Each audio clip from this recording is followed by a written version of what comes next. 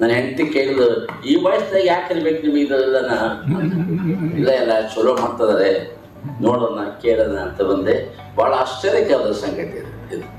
ಇಂಥ ವೈದ್ಯರುಗಳು ನಮ್ಮ ರೋಹಿತ್ ನಮ್ಮ ಸ್ಟೂಡೆಂಟ್ ಅದು, ನಮ್ಮ ಕಾಲೇಜಿಗೆ ಓದೋರು. ಇಂಥ ವಿಚಾರಗಳು ಬರ್ತವೆ.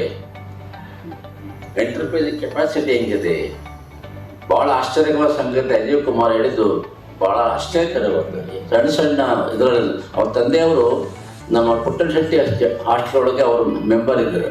ನಾನು ಮೆಡಿಕಲ್ ಸ್ಕೂಲ್ ಓದುವಾಗ ಭಾಳ ಪ್ರಾಮಾಣಿಕವಾದ ವ್ಯಕ್ತಿ, ಭಾಳ ಗೌರವವಾದ ವ್ಯಕ್ತಿ.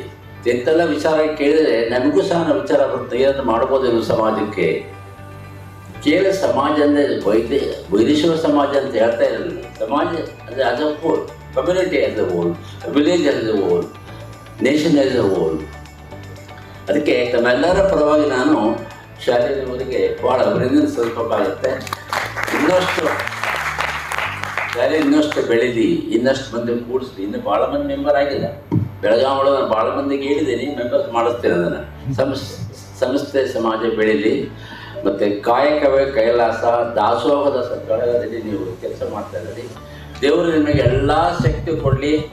ಬಸವಣ್ಣ ನಿಮಗೆ ತತ್ವವನ್ನು ಫಾಲೋ ಮಾಡಿ ಅಂತ ಹೇಳಿದ್ದೇನೆ. ನಾನು ನಮಸ್ಕಾರ ಮಾಡ್ತೀನಿ.